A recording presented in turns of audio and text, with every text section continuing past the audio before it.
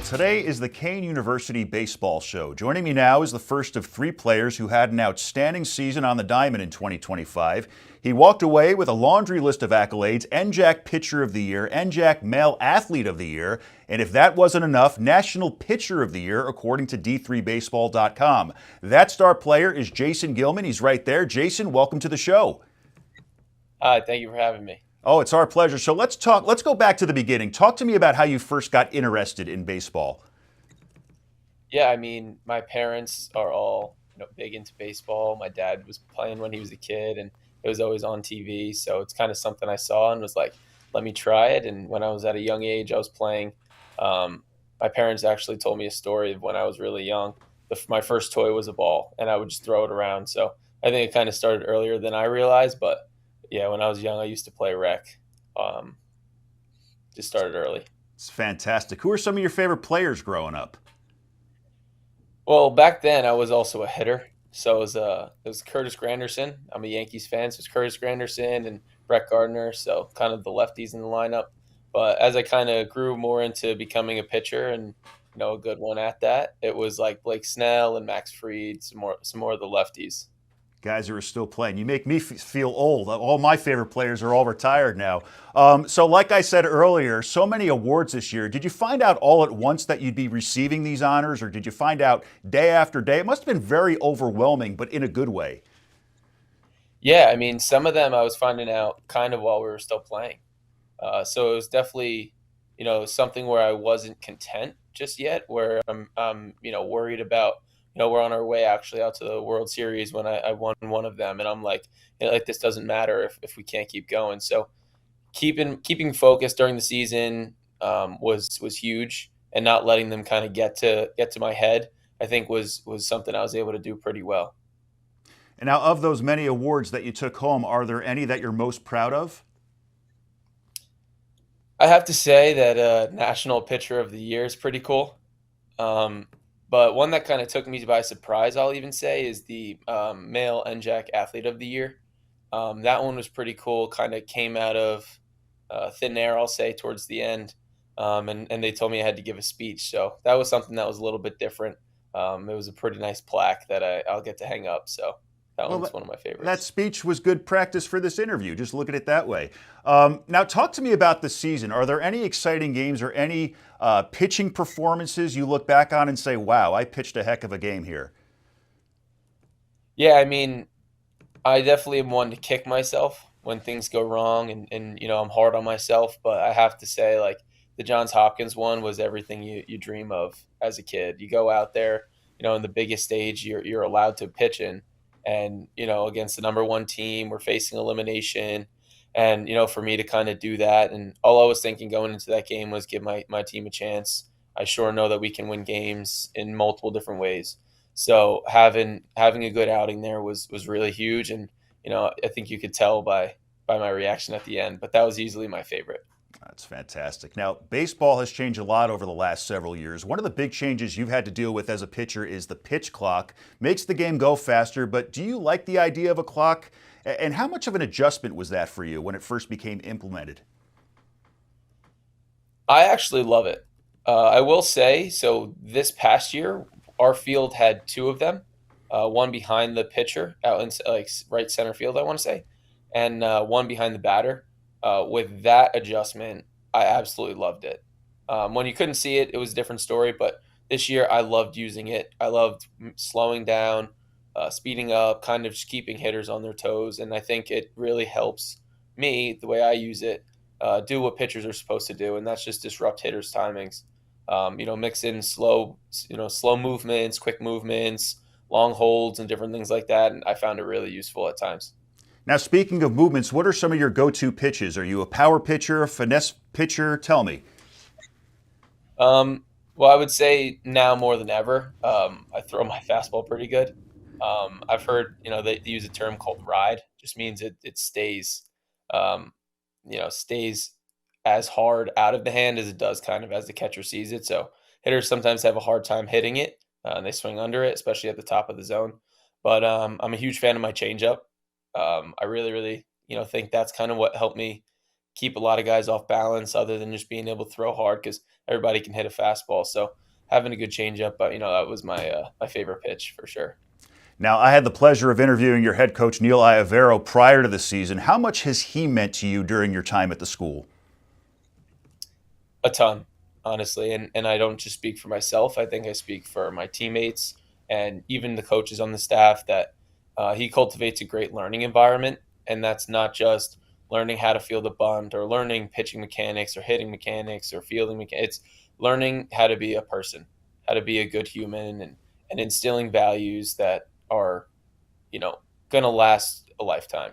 And I think I learned a ton from all of those perspectives. And it's really just a, unforgettable 4 years that, it changed me in a great way.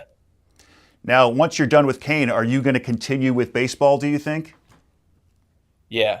So I'm going to take the 1 year. I'm not sure where yet, but I am going to take the extra year. Good for you. Now, last question. You're a proven success on the baseball diamond. What's a piece of advice you would give to somebody looking to succeed at what they do? Yeah, I mean, we have a term, and we say it somewhat often. It's do everything how you do one thing. So if you're going to, be lazy at practice, and it's going to reflect. So really just showing up and doing everything to the best of your ability. And even the days that you don't want to, you got to do it. That's what makes you good. That's what makes you great. That separates you. So showing up when you're not feeling like it, that's my pieces of advice. Jason Gilman, congrats on an amazing season and all the best going forward. Thank you.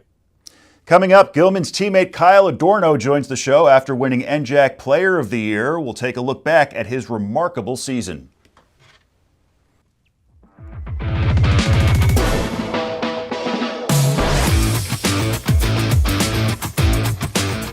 If you're a sports fan, this next story is for you. From superstar meet and greets to rare collectibles and major Garden State pride, Fanatics Fest NYC had it all. Our Lisa Marie Falbo takes us inside the most epic convergence of sports, entertainment, and culture and shows us how New Jersey made its mark with one special child.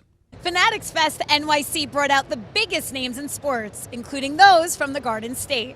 With every major league activating and can't miss collectibles, it was the event to be just across the river. At Fanatics Fest NYC, sports, entertainment, and culture collided, bringing fans face to face with their heroes and offering an experience unlike anything else in the game. And New Jersey came out swinging, from Yankees breakout star Anthony Volpe to Hall of Famer Derek Jeter, Giants legend Eli Manning, and fan favorite CC Sabathia. The Garden State roster was stacked. Who did you meet here today? Austin. We saw Wells. We saw Jack Hughes. We saw Wade Boggs. We're gonna meet Bernie Williams and Reggie Jackson, I think.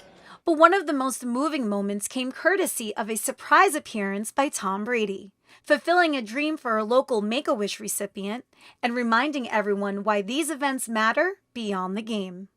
My condition is fine right now, and I'm just happy to be here. Fanatics are one of our dearest partners. In fact, they are our official sports wish partners. Benevolence, generosity of the community, and corporations and individuals like Michael Rubin and Fanatics, that's what puts the gas in our tank. We don't charge our families any fees. We don't receive any government support. So it's all on the generosity of the community. Make-A-Wish is the most inspiring organization in the world. And I know every time any of us at Fanatics or the incredible athletes that we work with get a chance to spend time with someone who's a Make-A-Wish, they come out inspired for what these kids have been through.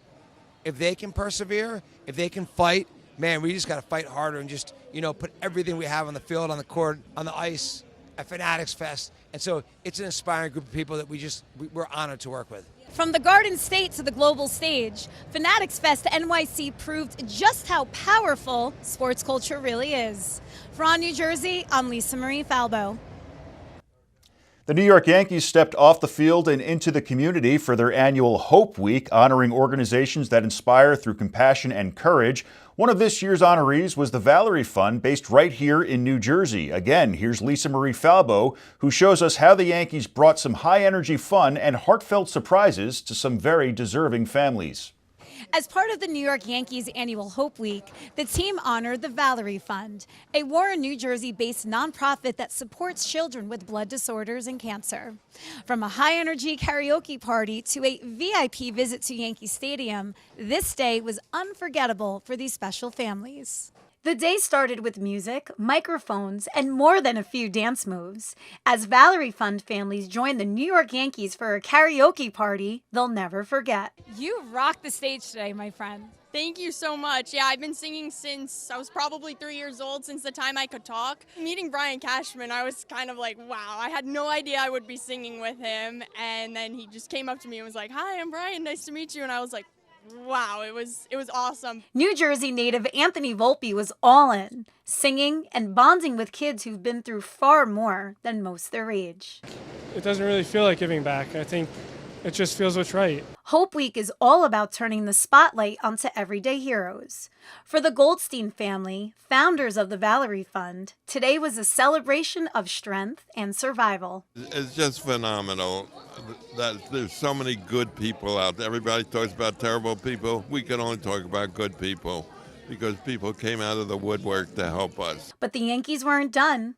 After karaoke, the families were surprised with a VIP trip to Yankee Stadium, complete with dugout access, behind-the-scene tours, and a walk on the field. Today was a day full of music, fun, laughter, and love, reminding us what life is all about. From New Jersey, I'm Lisa Marie Falbo. Well, now it's time to talk to Kean University star outfielder, a guy known for his defense who was just named NJAC Player of the Year, Kyle Adorno. Thanks for coming on today. Thank you for having me. So Kyle, talk to me about how you first got interested in baseball and when did you realize, oh, okay, I'm good, I need to stick with this sport? I would say right around when I was like 5, 6, what I could remember, I was always, because I have an older sister, my older sister played soccer, so I would always go to the games, and I could always remember I always had a baseball glove and a ball, and I would always be on the sideline, either with my mom or my dad, just always having a catch and just always having a baseball around. So who were some of your early influences and some of your favorite players growing up? Favorite player of all time is hands down Derek Jeter for me. But outfielder-wise, I have 2, Brett Gardner and Adam Jones. Those are good choices. Now, talk about winning the honor for Conference Player of the Year. Where were you and when did you find out? And what was your reaction? I was actually on the way to school. Yeah, I think we had a game, or I was something like that, and I got because I found out through Instagram first. I got the Kean baseball mentioned you in a post, and then I found out through that, and I was pretty ecstatic from that. Nothing's a secret anymore through social media. Now, you also received all defensive honors from the Coaches Association this year. To be an outfielder, you've got to have an arm, you got to have a glove, you got to have speed. What do you do to train for all of that? Well, it's just a lot of preparation during the off season and during the season. Obviously, like during practicing with Coach Jay, we always fly balls. Always ground balls, just nonstop repetitiveness, but it gets you better. Now, who were some of the other players you grew close with during your time with the team? I would say we stuck it through all 4 years: Brett Hilsheimer, Jay Gilman, and Steven Petrosh. Those are my 4 buddies that stuck it out from 4 years, freshman year. It's fantastic to hear, and I just interviewed Gilman before you. Now, of all the games you played during your collegiate career, are there any that stand out above the rest for you? There's a lot. I'd say, well, obviously winning the Super Regional, heading to the World Series. That was probably hands down the dog pile. That's something you will never forget, lifting up the trophy. Super Regional champions, last home game win, winning on your field in front of the home crowd. It was awesome. And then I would say the best atmosphere game by far was my sophomore year, the NJAC championship game. But unfortunately, we lost the second game. But I've never seen Kean packed that much before. Had to be a great feeling. Now, I spoke with Coach Iavero earlier this year. How much has he and the rest of the coaching staff meant to you during your time with the team and at the school? They mean a lot. I mean, they took me in, started talking to them when I was 17, 18, trying to recruit me. And I trusted them. I believed in them that they were going to make me a better player. They said that we were going to win, and we won a lot of games. And that's what I wanted to be a part of. I wanted to win games and have a great college career. Now, what are your plans post-graduation? Is baseball in that future? I'm trying. I'm going to see, but I definitely want to stick around the game because I've been playing it for 16 years of my life. I want to stick around it, and it's something I enjoy. It's my getaway place. Yeah, it's certainly a hard sport to walk away from. And finally, Kyle, you worked very hard to get where you are. What's a piece of advice you would give to someone looking to succeed at what they do? Never give up. Don't let anyone talk you down. You're capable to do anything. Just have fun and just believe in yourself, and then just trust the process. Love it. Kyle Adorno, NJAC Player of the Year, thanks so much for taking the time, and all the best to you. Thank you. Have a good one. Coming up, we'll keep the Kean baseball theme going with Jason Basilicata, who just won the NJAC Fireman of the Year award for his awesome work as a relief pitcher. Stick around.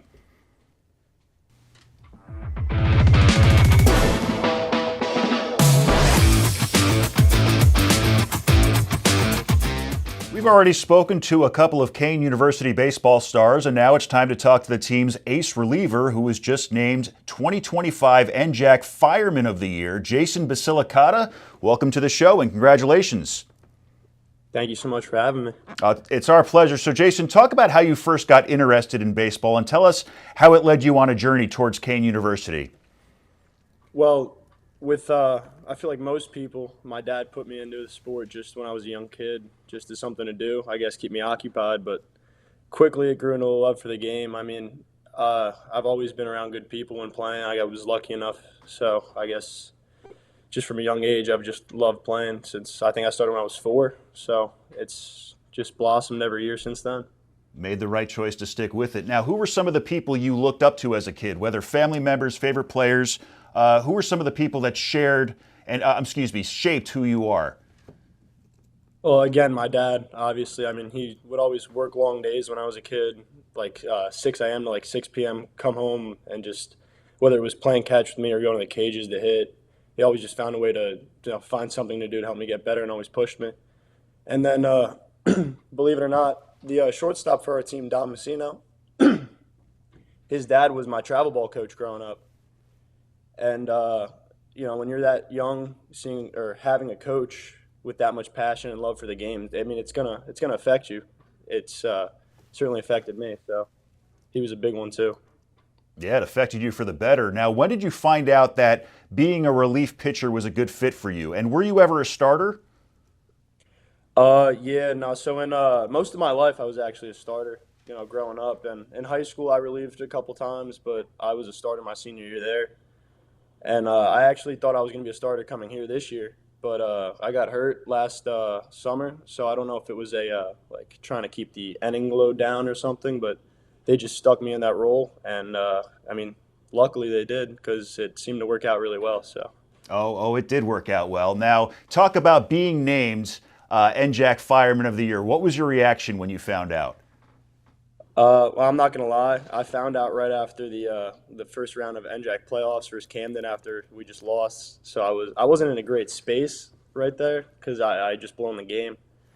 But I mean, after I had enough time to get over that, it was let it sink in. It was a great honor. I mean, I knew coming through the year that I was in contention for it. I put up a pretty good regular season. I knew there was the kid from Ramapo Lasco was also putting together a really good year. I assumed it was going to be between us two, and I was just lucky enough for the voters to, side with me a little bit there. Now, are there any games or any pitching performances you're most proud of during your collegiate career? Yeah, I mean, if I had to pick one out, it would probably be our spring trip game versus Catholic, the second one I pitched in.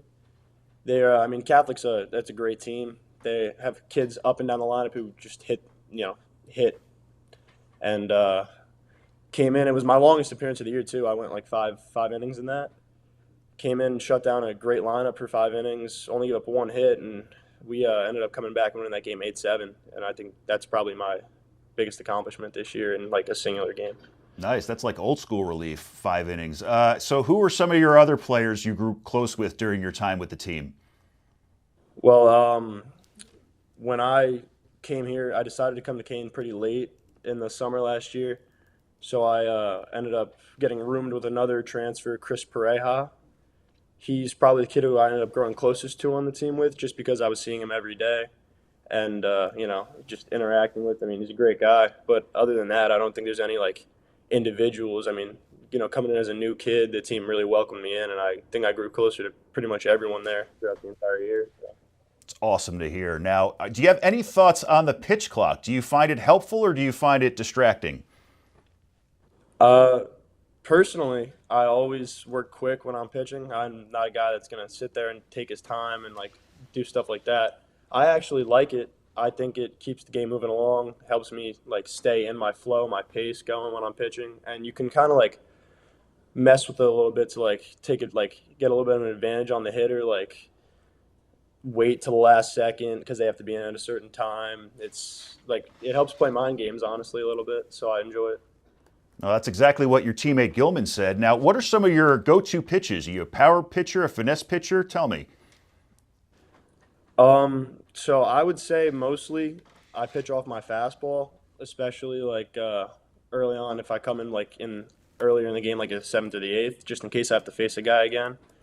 And I have a little bit of life on it, so I can definitely get it by a lot of people, especially at this level right now. So I would say more often than not, I'm going to work off my fastball. But if I need to, I'll drop my slot for the slider a lot, which seemed to work pretty well this year too. Nice, nice. Now, I spoke with your head coach, Neil Iavaro, earlier this year. He takes so much pride in the sport and the team. How big was his influence over you? It was ridiculous. Coming out of last year, I was thinking about maybe even quitting and not continuing with the sport. He convinced me over the summer to come here, give it another shot. And it's another thing. He has so much passion and love for the game. Just being around it just brought back my love for the game too. And I can't thank him enough for that. He's been amazing. And I've only been here for a year, but it's just the impact he's had is just unbelievable. Very good guy. Now, do you plan on continuing your baseball career post-graduation? That would be ideal. In a perfect world, yeah. I would like to play past college. Maybe not get drafted. I'm at a D3 right now, and there's not a lot of people. You have to do some crazy stuff to get those kind of looks at a D3. But maybe in another league or a Frontier or Patriot League or something like that, just to stay involved with it. But I'd like to, yeah. Sure, yeah. Now, this success didn't just come to you. You obviously worked very hard to get where you are. What's a piece of advice you would give to somebody looking to succeed at whatever it is they do? Yeah, well, I'm going to kind of go off what I said last time, with how I wanted to quit after last year. Don't let, one person or one, attempt at something ruin what you've been working on or, working towards for, your whole life or however long you've been going for it. Know you're there for a reason and just stick with it through the hard times and the adversity. It's great advice. Jason Basilicata, NJAC Fireman of the Year. Congratulations and all the best to you, my friend. Thank you. You as well. Well, that's it for this week's show. I'll see you next Monday for all New Jersey sports and news. Head over to ONNJ.com.